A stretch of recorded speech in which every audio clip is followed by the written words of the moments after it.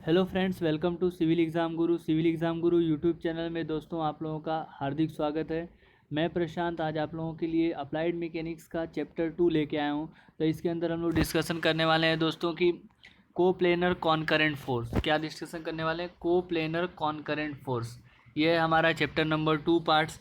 Coplanar मतलब क्या होता है दोस्तों कि जो एक ही प्लेन में लगती हैं, ऐसे फोर्स जिसका प्लेन जो है वो सेम होता है उसको हम लोग बोलते हैं कोप्लेनर फोर्स। क्या बोलते हैं इसको हम लोग? Coplanar force. एक ही प्लेन में जो फोर्स लगते हैं उसको हम लोग कोप्लेनर फोर्स बोलते हैं। कॉनकरेंट का मतलब होता है कि ऐसे फोर्स जो एक ही पॉइंट पे लगते हैं, सभी फोर्स जाके एक ही पॉइंट पे लगते हैं, उसको हम लोग बोलेंगे कॉनकरेंट फोर्स। और फोर्स क्या होता है दोस्तों, तो वहाँ से हम लोग आज स्टार्ट करने वाले हैं। पूरे बेसिक आपको स्टार्ट कराऊंगा मैं। इंट्रोडक्शन का एक पहला लेक्चर में जो लिया था, तो उसको यदि आप लोगों ने नहीं देखा है तो आप उसको ज़रूर जाके देख लीजिए कि उसके अंदर जस्ट स्केलर क्वांटिटी क्या होता है, वेक्टर क्वांटिटी क्या होता है, उसके बाद फिर क्वांटिटीज़ क्या होती हैं, उसके बाद डिफरेंट यूनिट्स ऑफ क्वांटिटीज़ क्या होते हैं, वो हम लोगों ने डिस्कशन किया। मैकेनिक्स क्या होता है, कितने ब्रांच ऑफ मैकेनिक्स कौन कौन सी होती हैं, कितने टाइप्स के मैकेनिक्स होते हैं, स्टैटिक्स क्या होता है, डायनेमिक्स क्या होता है, काइनेटिक क्या होता है, काइनेमेटिक्स क्या होता है। तो ये सब चीज़ें जो है हम लोगों ने अपने लेक्चर नंबर 1 के अंदर डिस्कशन कर लिए हैं। यदि आप लोगों ने वो लेक्चर नहीं देखा है तो आप वो भी जाके उस वीडियो को देख लीजिए। यदि आपको लग रहा है किसी प्रकार का आपको फ़ायदा हो रहा है तो ज़रूर लाइक कर दीजिए, अपने अपने आईडी से इसको लाइक कर दीजिए और चैनल को सब्सक्राइब कर दीजिए और अपने दोस्तों के साथ शेयर करना ना भूलें दोस्तों। तो चलिए आज से स्टार्ट करते हैं chapter number 2 coplanar concurrent force. तो दोस्तों पहला फोर्स क्या होता है? फोर्स जो है एक एजेंट होता है विच प्रोड्यूस और टेंड टू प्रोड्यूस डिस्ट्रॉय और tend to destroy the motion of a body is called as a force. ये एक एजेंट होता है जो प्रोड्यूस करता है या फिर डिस्ट्रॉय करता है किसी भी बॉडी के मोशन को, या फिर किसी भी बॉडी को मोशन में लाने के लिए, या फिर कोई बॉडी मोशन के अंदर है तो उस बॉडी के मोशन को चेंज करने के लिए जो एक्स्ट्रा हम लोग एजेंट अप्लाई करते हैं उसी को दोस्तों हम लोग बोलते हैं force. Unit of force is Newton. क्या होता है दोस्तों? फोर्स का जो यूनिट होता है वो होता है न्यूटन। और फोर्स को समझने के लिए हमें मैग्नीट्यूड और डायरेक्शन दोनों चीज़ की ज़रूरत पड़ती है, इसीलिए हम इसको बोलते हैं वेक्टर क्वांटिटी। क्या बोलते हैं इसको दोस्तों? Vector quantity. 1 न्यूटन फोर्स किसको बोलेंगे? A force which can produce an acceleration of 1 newton per metre square in a mass of 1 kg is called as a 1 newton force. दोस्तों न्यूटन ने अपने सेकेंड लॉ में बताया था कि फोर्स इज इक्वल टू होता है मास इंटू एक्सिलरेशन। तो यदि हम 1 metre per second square acceleration के लिए 1 kg मास लगाते हैं तो हमारा जो फोर्स होगा वो फोर्स होगा 1 न्यूटन फोर्स कहलाएगा।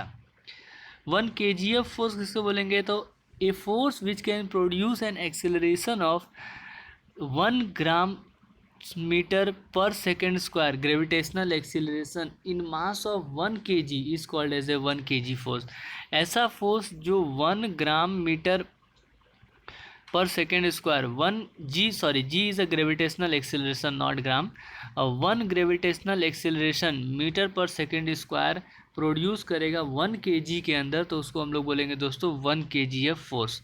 आइए अभी नया टॉपिक स्टार्ट करते हैं, कैरेक्टरिस्टिक ऑफ फोर्स। फोर्स की कौन कौन सी कैरेक्टरिस्टिक होती है? यदि हमें फोर्स को समझना है तो उसकी कैरेक्टरिस्टिक की प्रॉपर्टीज़ को समझना पड़ेगा। किसी भी चीज़ को, किसी व्यक्ति के बारे में यदि आपको जानना है तो उसके कुछ गुणधर्म होंगे, उनकी जो कुछ प्रॉपर्टी होगी वो हमें जाननी पड़ेगी। तो आइए देखते हैं, following are the characteristic of force. यहाँ पे कुछ फोर्स की कैरेक्टरिस्टिक है। पहला है मैग्नीट्यूड। तो फोर्स का कुछ ना कुछ क्या होगा? मैग्नीट्यूड होगा। जैसे 10 किलो न्यूटन का फोर्स लग रहा है, 50 किलो न्यूटन का, 200 किलो न्यूटन का, तो ये किलो न्यूटन दिखा रहा है कि फोर्स का मैग्नीट्यूड। डायरेक्शन जो है अलोंग किसी भी डायरेक्शन में लग सकता है, X direction, Y direction, east में लग सकता है, वेस्ट में लग सकता है।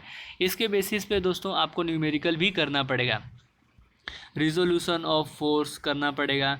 उसके लिए अलग अलग मेथड्स भी हैं, तो वो भी हम लोग ध्यान से देखेंगे, पूरे डिटेल में हम लोग स्टडी करने वाले हैं।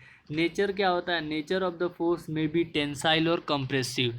तो टेंसाइल फोर्स किसको बोलेंगे? कंप्रेसिव फोर्स को किसको बोलेंगे? दोस्तों मान लीजिए कोई बॉडी है, उसको पकड़ के आप दोनों तरफ से खींच रहे हो तो उस पे लगने वाला जो फोर्स होगा वो टेंसाइल नेचर का होगा। और टेंसाइल फोर्स की वजह से जो बॉडी के लेंथ में क्या होती है, इंक्रीमेंट आती है। लेंथ जो होगा वो क्या होता है, किसी बॉडी का बढ़ जाता है, बट उसका जो क्रॉस सेक्शनल डायामीटर है वो डिक्रीज हो जाता है टेंसाइल फोर्स की वजह से। और यदि हम किसी बॉडी के ऊपर इस प्रकार का फोर्स लगाते हैं तो उसको हम लोग बोलते हैं कंप्रेसिव फोर्स। और बॉडी को कंप्रेसिव फोर्स लगाने के अंदर क्या होगा, उसके लेंथ में दोस्तों कमी आ जाएगी, तो उसको हम लोग बोलेंगे कंप्रेसिव फोर्स। यहाँ पे देख रहे हैं आप पॉइंट ऑफ एप्लीकेशन, किस पर्टिकुलर जगह पे, जिस पर्टिकुलर पॉइंट पे फोर्स लग रहा है उस पॉइंट को हम लोग बोलेंगे पॉइंट ऑफ एप्लीकेशन। तो यहाँ पे बोलते हैं टेंसाइल फोर्स, टेंसाइल फोर्स को पुल फोर्स भी बोला जाता है। और ये है आपका कंप्रेसिव फोर्स, इसको पुश फोर्स भी बोला जाता है।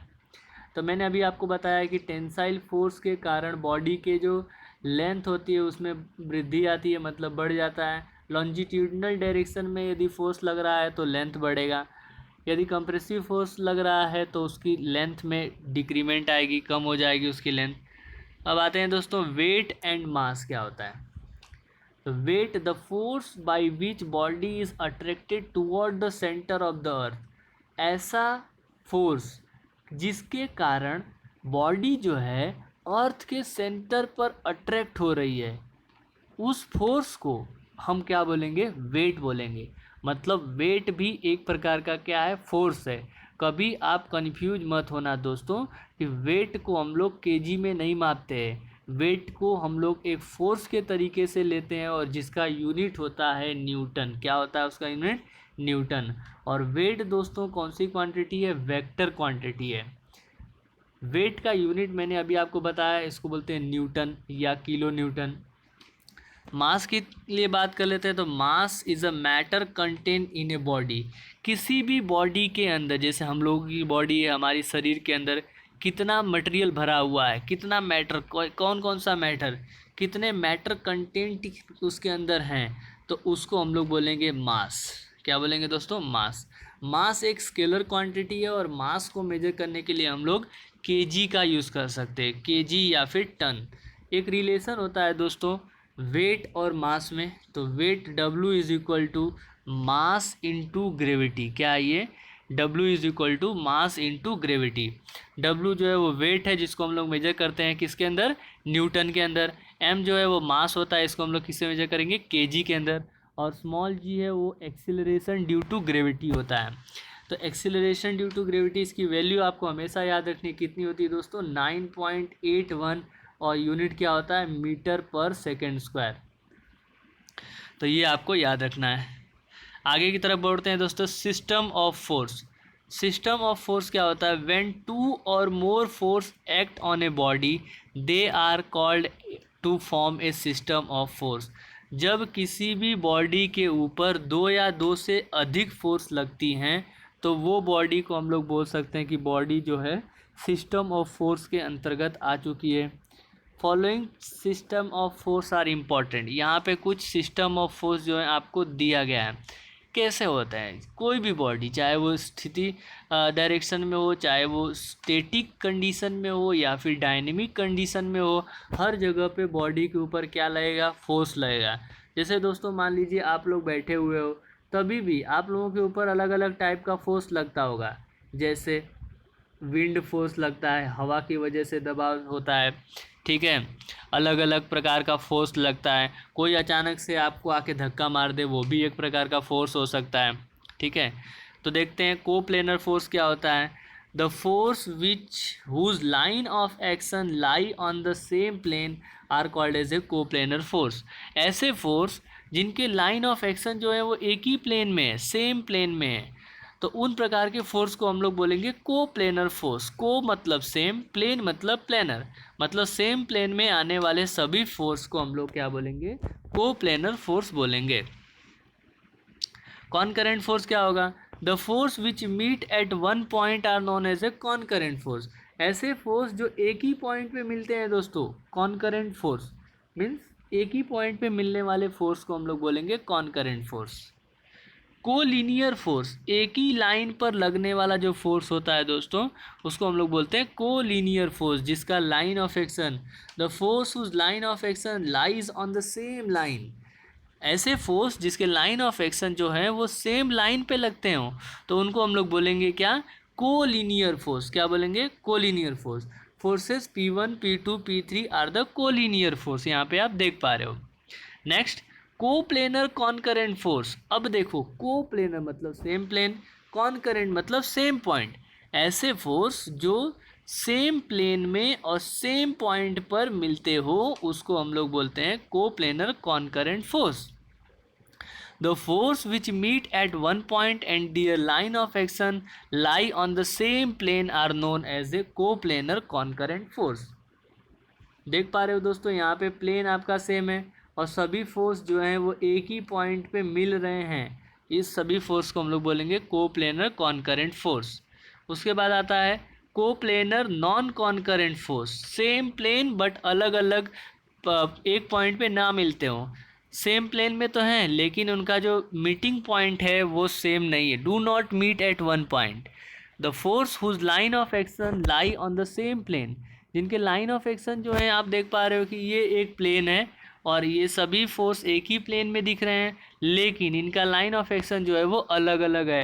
They do not meet at one point, ये कभी भी एक पॉइंट पे नहीं मिल रहे हैं, उनको हम लोग बोलेंगे coplanar non concurrent force. Example P1 P2 P3 are the coplanar non concurrent force as shown in figure number this. इसके बाद दोस्तों नॉन कोप्लेनर फोर्स क्या क्या होता है, non planar कॉनकरेंट force. Non planar मतलब अलग अलग प्लेन में लग रहे हैं फोर्स। ऐसे फोर्स जो अलग अलग प्लेन में लग रहे हैं उसको हम लोग बोलेंगे नॉन प्लेनर, बट एक ही पॉइंट पे मिलते हुए दिखाई दे रहे हैं। दिख रहा है ना आप लोगों को, हाँ बहुत अच्छे तरीके से आपको दिख पा रहा होगा कि ये सभी फोर्स जो हैं अलग अलग प्लेन से लग रहे हैं लेकिन एक ही पॉइंट पे लग रहे हैं, तो उसको हम लोग बोल सकते हैं कि ये सब कैसे फोर्स हैं, non coplanar concurrent force. The force whose line of action do not lie on the same plane. They are not in the same plane, they are in the different plane, but they are meeting at one point। all forces are meeting on one point। सभी force जो हैं एक ही point पे meet कर रहे हैं तो उसको हम लोग क्या बोलेंगे, non coplanar concurrent force. Next, non coplanar non concurrent force. अलग अलग प्लेन में लग रहे हैं और एक पॉइंट पे मिलते हुए दिखाई ना दें, ऐसे फोर्स को हम लोग क्या बोलेंगे, non coplanar non concurrent force. देख रहा है दोस्तों, एक फोर्स P1 इधर लग रहा है, एक फोर्स P3 इधर लग रहा है, P2 इधर लग रहा है, तीनों जो हैं अलग अलग डायरेक्शन में मूव कर रहे हैं, कोई भी एक दूसरे को मीट नहीं करने वाला है किसी भी पॉइंट पे, तो ऐसे फोर्स को हम लोग बोलेंगे non coplanar non concurrent force. The force whose line of action do not lie on the same plane and they do not meet at one point. वो सब एक पॉइंट पे नहीं मिल रहे हैं, as the non-coplanar non-concurrent force। So these are the examples of non-coplanar non-concurrent force। इसके बाद दोस्तों आता है like parallel force। like parallel force क्या होगा, the force whose line of action are parallel to each other and fall of them act in the same direction are called as a like parallel force। ऐसे force जो एक दूसरे के parallel तो हों और लेकिन उनका डायरेक्शन भी एक ही हो, एक ही डायरेक्शन में वो मूव कर रहे हो, तो उनको हम लोग बोलेंगे लाइक पैरेलल फोर्स।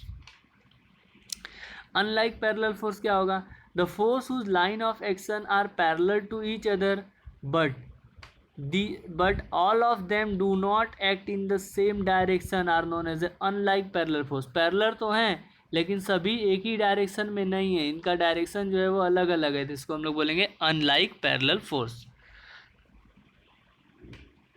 इसके बाद दोस्तों रिजल्टेंट ऑफ फोर्स क्या होता है। मान लीजिए नंबर ऑफ फोर्स आपके पास है P1 P2 P3 P4 are acting simultaneously on a particle. वो लगातार किसी एक पार्टिकल पर लग रहे हों। It is possible to find out the single force which will replace them which would produce a same effect as produce in the given force. This single force is called as resultant force. मतलब दोस्तों कि मान लीजिए कोई एक body है, इस body पे एक फोर्स लग रहा है, ये दूसरा फोर्स लग रहा है, ये तीसरा फोर्स लग रहा है और ये चौथा फोर्स लग रहा है, 4 फोर्स लग रहे हैं। अब मैं क्या करूं कि एक ऐसा फोर्स लगाऊं जो ये चारों फोर्स को रिप्लेस कर दे, मतलब चारों के बराबर फोर्स लगा दे। तो उसी फोर्स को मैं क्या बोलूँगा, उसको मैं बोलूँगा दोस्तों रिजल्टेंट फोर्स। जैसे मान लीजिए कोई एक बॉक्स है और उसको आपके 3 फ्रेंड्स मिलके उठा रहे हैं, ठीक है, 3 फ्रेंड्स मिलके उठा रहे हैं, और एक ऐसा आपका फ्रेंड है जो बोलेगा कि तुम तीनों लोग मत जाओ, मैं अकेले इस बॉक्स को उठा पाऊंगा। तो क्या हो सकता है कि ये तीनों फोर्स का रिप्लेसमेंट फोर्स जो है आपका फोर्थ जो फ्रेंड है वो है, तो उसको हम लोग क्या बोल सकते हैं, रिजल्टेंट फोर्स बोलेंगे। इसके बाद दोस्तों इक्विलिब्रियंट फोर्स क्या होता है, to balance the resultant force को बैलेंस करने के लिए, to bring the body in equilibrium, body को इक्विलिब्रियम में लाने के लिए, a force of same magnitude. Equilibrium force का मतलब है कि रिजल्टेंट फोर्स के मैग्नीट्यूड के जितना फोर्स लगाना है, लेकिन कैसे लगाना है, अपोजिट डायरेक्शन में लगाना है। तो this opposing balancing force is called as a equilibrant force. ऐसे अपोजिट फोर्स को हम लोग क्या बोलेंगे, इक्विलिब्रियंट फोर्स बोलेंगे। मान लीजिए दोस्तों कि एक फोर्स है यहाँ से लग रहा है, दूसरा ये लग रहा है, ये मान लीजिए फोर्स P है, दूसरा फोर्स Q है, इसका रिजल्टेंट फोर्स जो है मान लीजिए R है, ठीक है। अब इसी रिजल्टेंट फोर्स के अपोजिट डायरेक्शन में एक मैं फोर्स लगाऊंगा R डैश, तो इस फोर्स को मैं क्या बोलूँगा, इसको मैं बोलूँगा इक्विलिब्रियंट फोर्स। समझ गए, रिजल्टेंट फोर्स के मैग्नीट्यूड के जितना ही रहेगा, जैसे मान लीजिए ये 10 किलो न्यूटन का रिजल्टेंट फोर्स आ रहा है, तो ये भी 10 किलो न्यूटन ही होगा, लेकिन इसका जो डायरेक्शन है वो क्या होगा, अपोजिट होगा, तो इसको हम लोग बोल सकते हैं इक्विलिब्रियंट फोर्स। रिजिड बॉडी क्या होता है, rigid body may be define as a body which can retain in the shape and size even if it is subjected to the some external force.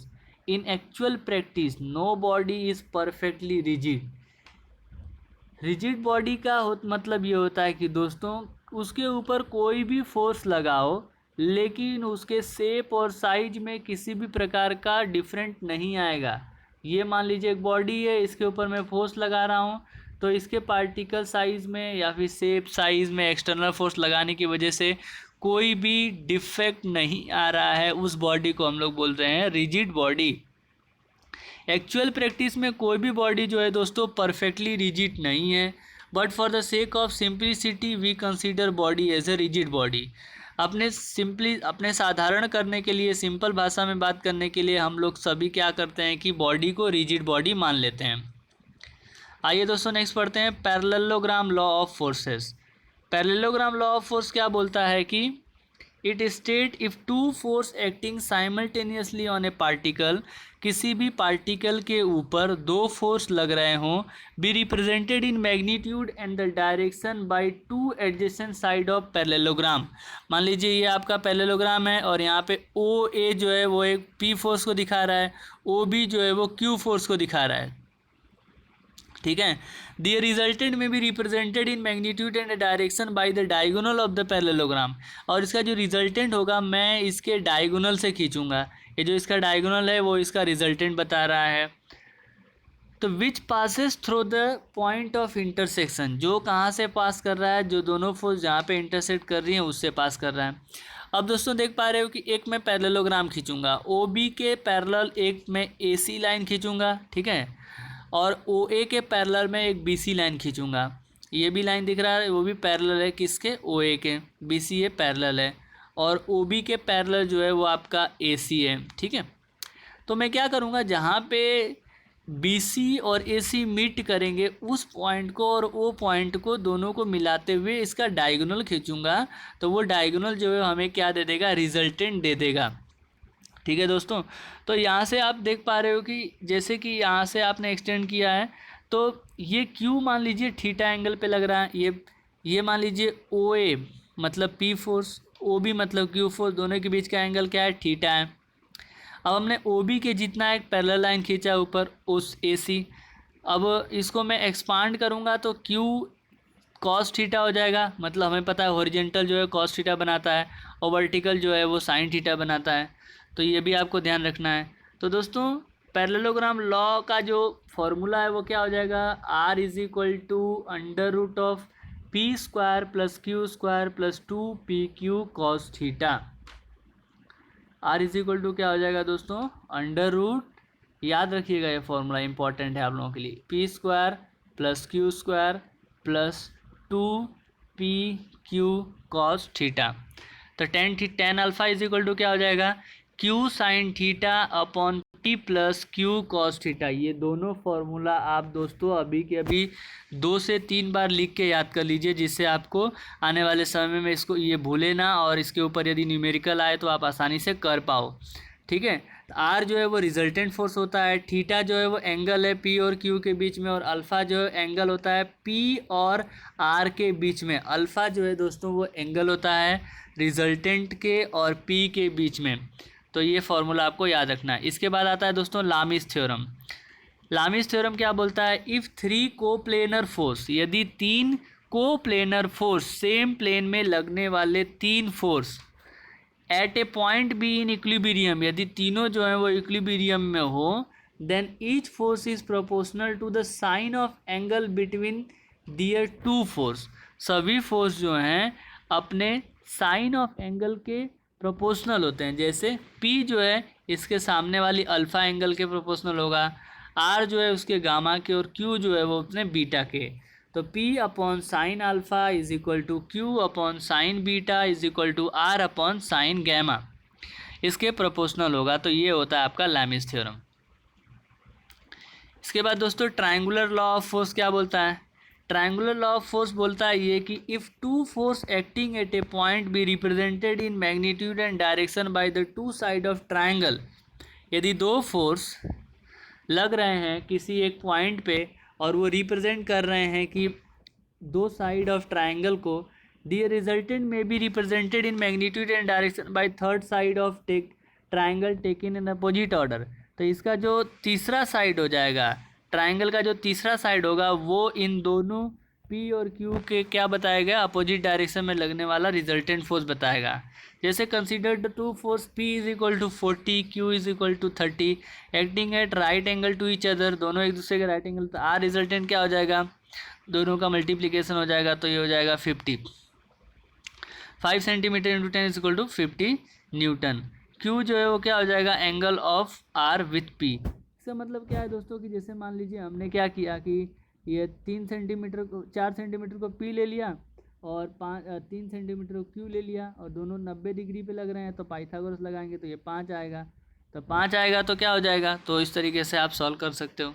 ठीक है, next polygon law of force क्या बोलता है, if A number of force acting at a point is represented in magnitude and the direction by the side of polygon taken in order, the resultant of all these force may be represented in magnitude and the direction by closing side of polygon with the opposite order। Polygon law बोलता है कि दोस्तों कि जैसे मान लीजिए कोई number of force लग रहा है, ये मान लीजिए एक A और B फोर्स लग रहा है, फिर BC फोर्स लग रहा है, फिर CD फोर्स लग रहा है, फिर DE फोर्स लग रहा है। अब ये पॉलीगॉन को कंप्लीट करने के लिए मैं एक EA फोर्स लगाऊंगा, या फिर इसको कंप्लीट करने वाली जो लाइन होगी, जो लास्ट की ऐसी लाइन जो पॉलीगॉन को कंप्लीट कर रही है, वही लाइन इस सभी फोर्स की क्या हो जाएगी दोस्तों, रिजल्टेंट हो जाएगी। ये बोलता है हमारा polygon law. The resultant of more than 2 concurrent force, अब मान लीजिए 2 से ज़्यादा कॉन्करेंट फोर्स लग रहे हैं तो क्या करेंगे, यहाँ पे consider P1, P2, P3 and P4, 4 force हमने लिया है कि यहाँ पे P1 हो गया, ये P2 हो गया, ये P3 हो गया, ये P4 हो गया। हमने यहाँ पे 4 फोर्स लिया है दोस्तों। अब चारों फोर्स में मान लीजिए ये θ1, θ2, θ3, θ4, इस तरीके से ये 4 एंगल पे लग रहे हैं। तो सिग्मा एच जो होगा वो algebraic sum of the horizontal force, जितने हॉरिजॉन्टल फोर्स होंगे उनका अलजेब्रिक सम है। सिग्मा वी जो है वो algebraic sum of vertical force है, आर जो है वो उसका रिजल्टेंट है। सिग्मा एच और सिग्मा वी कैसे निकलेगा दोस्तों, तो आपको अभी मैं बता देता हूँ, क्लियर हो जाएगा आइडिया। अब जैसे मान लीजिए ये आपका हॉरिजॉन्टल है, तो यहाँ से पहला P1 जो है वो θ1 बना रहा है, तो P1 के साथ कितना एंगल बन रहा है, वो हो गया आपका θ1। ठीक है सॉरी। इसके बाद फिर यहीं से हॉरिजॉन्टल से ये कितना एंगल बना रहा है, वो हो जाएगा आपका P2, तो ये हो गया आपका θ2। फिर थीटा 3 थीटा 4 इस तरीके से आपको दिया रहेगा। तो फॉर्मूला क्या हो जाएगा सिग्मा एच का?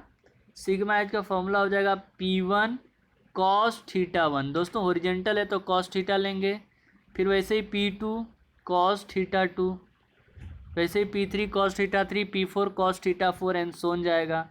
वर्टिकल के लिए क्या होगा दोस्तों? वर्टिकल के लिए हम लोग साइन थीटा लेते हैं, तो P1 sine theta 1 plus P2 sine theta 2, इस तरीके से आगे हम लोग बढ़ेंगे। तो हम लोग निकालेंगे R is equal to sigma H plus sigma V का sigma H square plus sigma V square का अंडर रूट, फिर टेन थीटा निकालेंगे sigma V upon sigma H, और थीटा जो है वो रिजल्टेंट फोर्स हो जाएगा।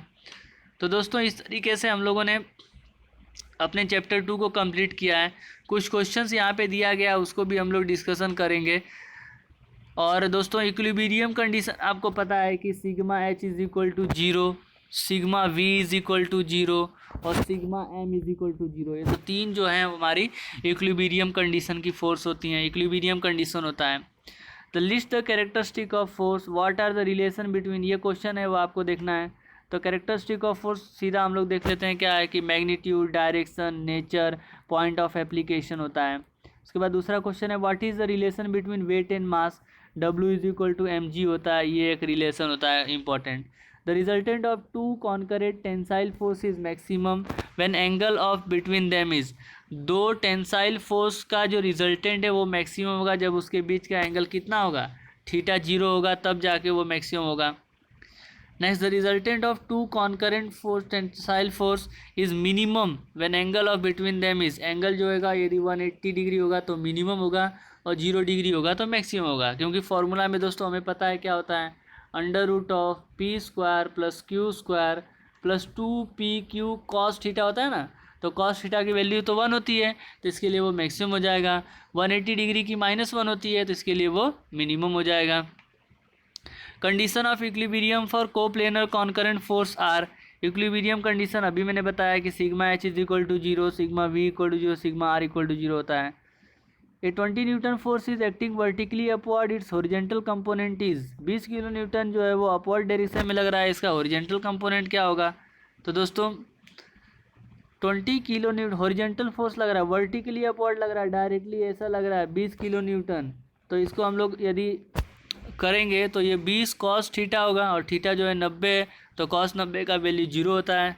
व्हाट इज़ इक्विलिब्रियंट फोर्स, इक्विलिब्रियंट फोर्स एक ऐसा फोर्स जो होता है जिसकी मैग्नीट्यूड तो सेम होती है लेकिन ये अपोजिट डायरेक्शन में लगता है इक्विलिब्रियम रिजल्टेंट फोर्स के, ठीक है। For a coplanar concurrent force sigma H is positive और sigma V is negative, the resultant force lies in, दोस्तों कार्टेशियन कोऑर्डिनेट सिस्टम भी आपको पता होगा कि पहले में दोनों पॉजिटिव होते हैं, दूसरे में एक नेगेटिव और पॉजिटिव होता है, तीसरे में दोनों नेगेटिव होते हैं, चौथे में पॉजिटिव और नेगेटिव होता है। तो इस बोला है कि सिग्मा एच तो पॉजिटिव और सिग्मा वी नेगेटिव है, तो कौन से क्वाड्रेंट में आएगा, फोर्थ क्वाड्रेंट में आएगा।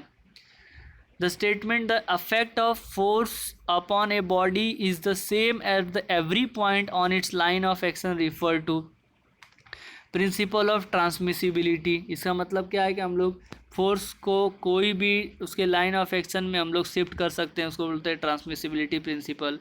ए body isolated from all other member which is attach to it is called as a free body, ऐसा बॉडी जो उसके सभी मेंबर्स के साथ आइसोलेट कर देते हैं हम लोग, अलग कर देते हैं, तो उस बॉडी को हम लोग बोलते हैं फ्री बॉडी। तो दोस्तों आज के इस चैप्टर में हम लोगों ने कोप्लेनर कॉन्करेंट फोर्स के बारे में डिस्कशन किया, नंबर ऑफ सिस्टम, उसके बाद फिर हम लोगों ने सिस्टम ऑफ फोर्सेस को देखा, उसके बाद हम लोगों ने पैरेललोग्राम लॉ को देखा, पॉलीगॉन लॉ को देखा। काफ़ी चीज़ें हम लोगों ने आज की इस वीडियो में सीखा, मैंने आप लोगों को एक्सप्लेन किया। यदि आपको किसी प्रकार का डाउट है तो नीचे कमेंट बॉक्स में कमेंट कीजिए। यदि आपको लग रहा है कि हाँ वीडियो से कुछ मदद मिल रही है आपको, तो चैनल को सब्सक्राइब कर दीजिए, वीडियो को लाइक कर दीजिए, बेल आइकॉन को प्रेस कर दीजिए और अपने दोस्तों के साथ शेयर कर दीजिए। Thank you very much friends. जल्द ही हम लोग नेक्स्ट चैप्टर को लेके मिलने वाले हैं, क्लास 1 लेक्चर 1 मैंने आप लोगों को अपलोड कर दिया, ये लेक्चर 2 था, इसके बाद हम लोग लेक्चर 3 में मिलेंगे। Thank you.